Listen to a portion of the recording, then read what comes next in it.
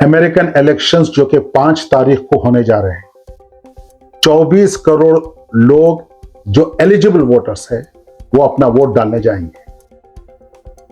ये 47वें प्रेसिडेंट को इलेक्ट करेंगे। 538 सीट्स पर मुकाबला है, जो वहां पर कहते हैं इलेक्टोरल कॉलेज। 270 मिनिमम सीट्स आना है विनिंग कैंडिडेट को। मजीद डिटेल्स जानने के लिए ठहरिया। हमामो कबूतर का भूखा नहीं मैं, ये है जिंदगी बास की जाहिदाना। झपटना पलटना, पलटकर झपटना, लहू को गर्म रखने का है एक बहाना। आदाबर से। और ये इलेक्शंस भी बड़े अजीब व गरीब है। मिसाल के तौर पर कनाडा में, इंडिया में क्या होता है, तो फर्ज करिए ओंटारियो में इतने सीट्स हैं और इतने कॉन्स्टिट्यूएंसीज हैं और वो सीट इंडिपेंडेंट है। मगर अमेरिका में ऐसा नहीं। अमेरिका में यह होता है कि 54 सीट फर्ज करिए कैलिफोर्निया में और 28 सीट फर्ज करिए ट्रंप जीतता है या ना हैरिस जीतती है। जो बाकी के 26 सीट है वो भी विनिंग कैंडिडेट को दे देते हैं। तो लोग थोड़ा कंफ्यूज हो जाते हैं अमेरिकन इलेक्शंस। ये बेसिकली इनडायरेक्ट इलेक्शंस है। अब फर्ज करिए तेलंगाना है, तेलंगाना में 15 सीट होंगे। अगर वो 15 कॉन्स्टिट्यूएंसीज डिफरेंट लोगों को, डिफरेंट कैंडिडेट्स को डालते हैं तो वो सीट डिफरेंट लोगों को मिल जाते हैं। मगर अमेरिका में ऐसा नहीं होता। अमेरिका में पूरा स्टेट का स्टेट दे दिया जाता है। अब देखिए आप, इसकी मिसाल कैसी है कि एक स्टेट है जिसके 54 सीट्स है, जिसको इलेक्टोरल कॉलेज बोलते हैं, और उसमें यह होता है कि जो काउंटी किसी को इलेक्ट करती है वो पूरे स्टेट के काउंटीज को टैली किया जाता है। और अगर कोई कैंडिडेट को ज्यादा है तो पूरे का पूरा स्टेट उसके हवाले कर दिया जाता है। भले ही वो दूसरे जो काउंटीज है किसी और को करे होंगे इलेक्ट, कोई फर्क नहीं पड़ता। तो इसको कहते हैं इनडायरेक्ट इलेक्शंस। बैलेट बॉक्स में प्रेसिडेंट को ही डाला जाता है मगर वो स्टेट कंट्रोल कर लेता है। यह फर्क है। अब देखिए अरकानसा में 3 सीट है, कैलिफोर्निया में 54। अब ये 2 स्टेट है। एक स्टेट पूरा ले लिया 3 सीट, एक कैंडिडेट बी, मगर वो कैलिफोर्निया में हार गया बी। ए चूंकि जीता उसको 54 सीट्स मिल गए और ये गरीब जो है 26 सीट यहां पर आए और इनको 3 सीट यहां पर आए। कोई फायदा नहीं हुआ। ये बात समझने से लायक है, ये समझने की जरूरत है। और तकरीबन 61 to 80% Americans are opposing this. बोल रहे ये सिस्टम जो है गलत है, इसको ना हटाओ। मगर क्या वजह है कि क्यों नहीं हटाते, क्या सिस्टम है, कौन इसके पीछे, मालूम नहीं हो सकता।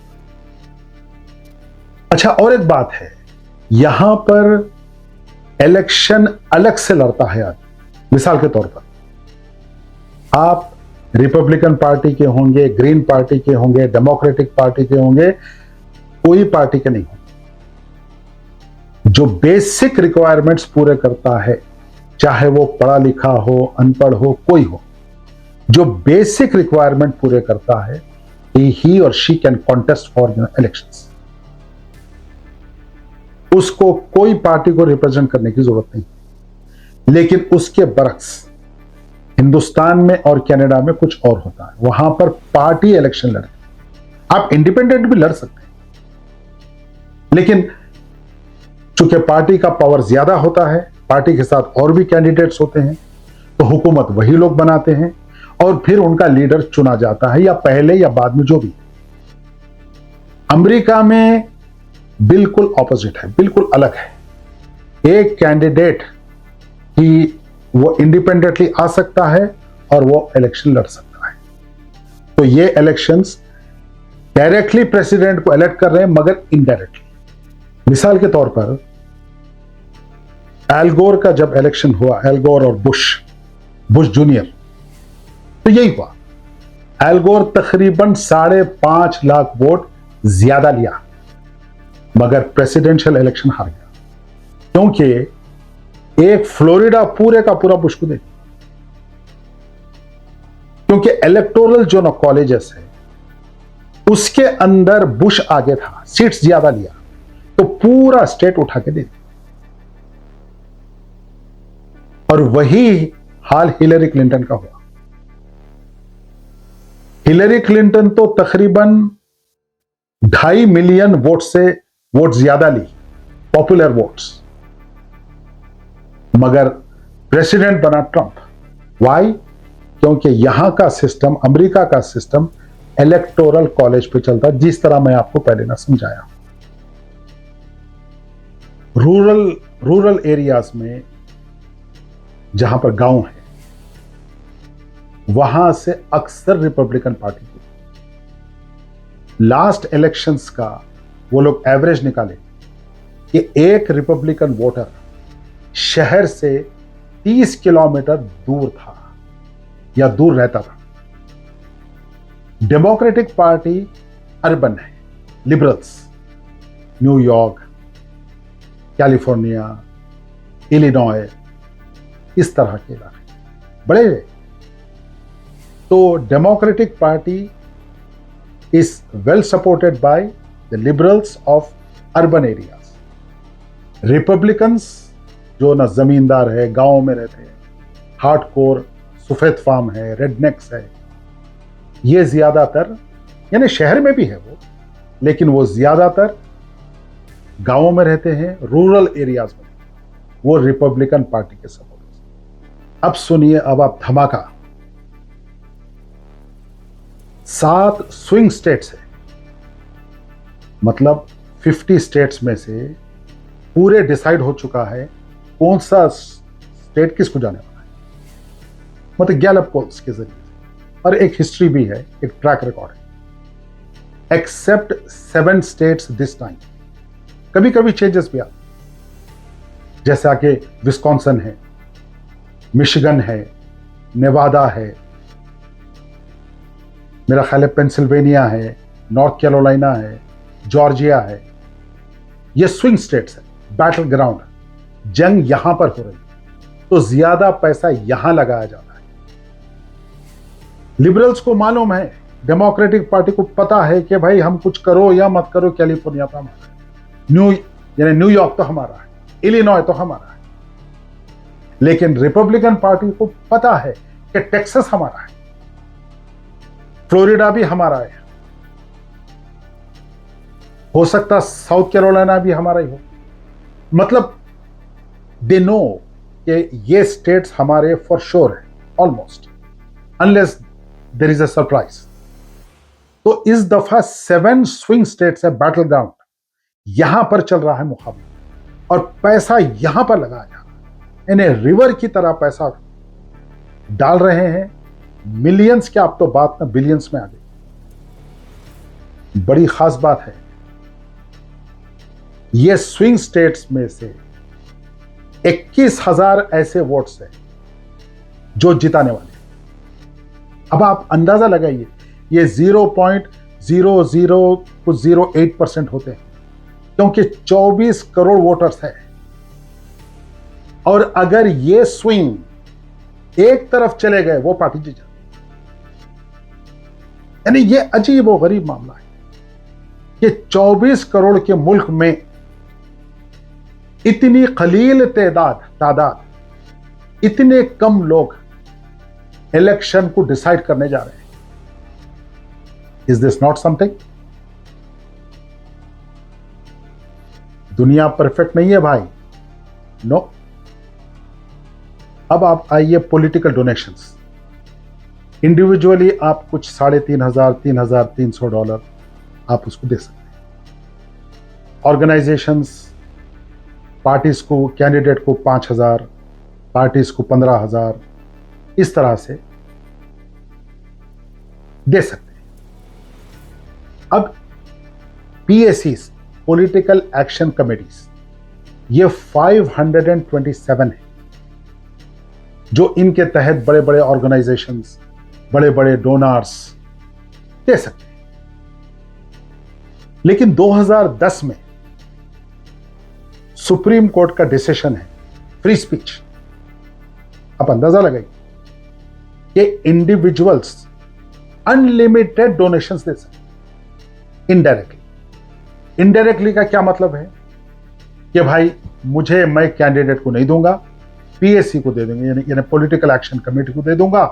अब वो लोग एडवर्टाइजमेंट्स, ईमेल्स, कैंपेनिंग में देते हैं पैसे वगैरह वगैरह, मतलब एक कैंडिडेट के फेवर। इसको बोलते हैं super political action committee, super PACs। ये सुप्रीम कोर्ट का डिसीजन है 2010 का।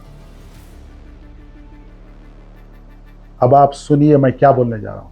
अब ये सुपर PACs, शेल्डन एडल्सन की बीवी है मरियम एडल्सन, और इसकी वर्थ है इस वक्त $35 बिलियन। वो पैदा हुई पैलेस्टाइन में, जूइश, और वो $100 मिलियन ट्रंप को दी है इनडायरेक्टली। आप डायरेक्टली नहीं दे सकते, मतलब ट्रंप के बिहाफ में कैंपेनिंग होगी, ईमेल्स जाएंगे, एड्स दिए जाएंगे, मैसेजेस जाएंगे, लोगों को एनकरेज किया जाएगा कि मैं ट्रंप को डालूं। मगर वो एक कंडीशन रखी, गाजा तो गाजा, वेस्ट बैंक भी अब एनेक्स कर लिया जाए इसराइल के लिए। तो ना मुलाकात भी हुई और ये वादा भी हो गया कि 100 मिलियन दे दिए जाएंगे।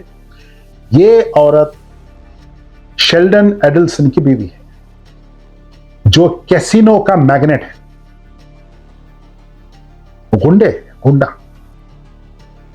और उसकी वर्थ है $35 बिलियन। ये नेतन्याहू का दोस्त है, और नेतन्याहू जो करप्शन के चार्जेस में आया था, शायद वो इसकी वजह से आया।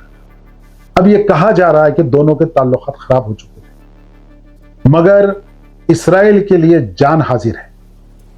ये कैसीनो के मैग्नेट है, जो ने कैसीनोज होते उससे कमाया पैसे, ज़ायनिस्ट।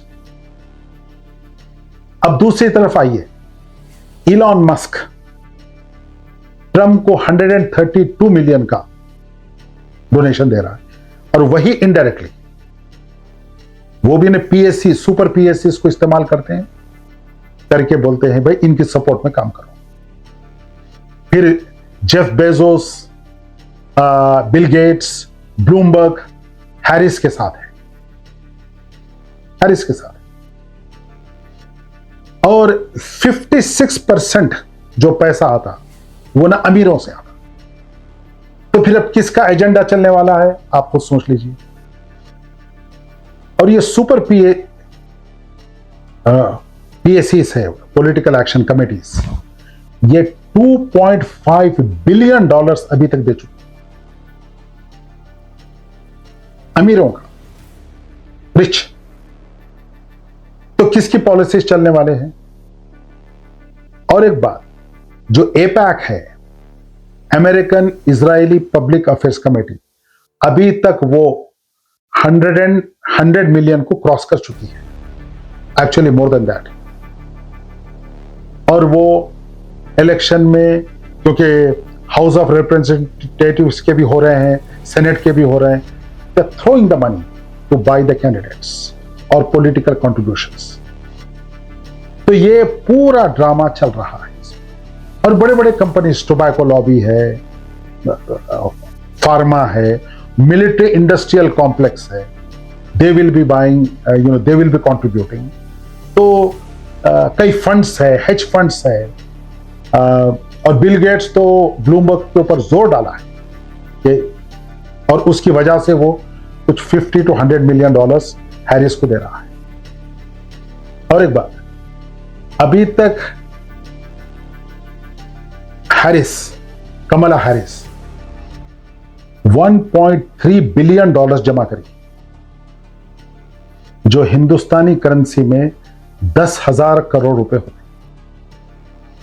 उसको इतना डोनेशन मिला और वो स्पेंड कर। ट्रंप थोड़ा सा कम है, लेकिन कमोबेश उतना ही, थोड़ा सा कम है। लेकिन अल्ट्रा रिच ट्रंप को सपोर्ट कर रहे हैं ज्यादा। लेकिन अगर मैं कमला हैरिस के नंबर्स देखता हूं तो बिल गेट्स भी उसी के साथ है, ब्लूमबर्ग भी उसी के साथ है, जेफ बेजोस भी उसी के साथ है, और भी कई लोग हैं। तो बेसिकली अगर कोई आदमी इंडिपेंडेंट है यहां पर, अगर कोई मार्जिन दे सकते हैं आप, तो वो है ट्रंप। वो मिलिट्री की बात सुनने वाला नहीं, क्योंकि उसका एक ईगो है। मैं ये नहीं कह रहा हूं कि वो नहीं सुनने वाला है जब प्रेशर पड़ता है चौतरफ से, मगर फिर भी अगर कोई इंडिपेंडेंट डिसीजंस ले सकते हैं अगर, तो मैं समझता हूं ट्रंप के चांसेस ज्यादा है, क्योंकि वो उसकी personality, not because he is a good man, no, मैं ये नहीं बोल रहा। मैं सियासतदान को अच्छा बुरा समझता हूं, सियासतदान के आंख में पानी होता ही, मगर इसका मतलब ये नहीं है कि वो लोग खराब लोग नहीं।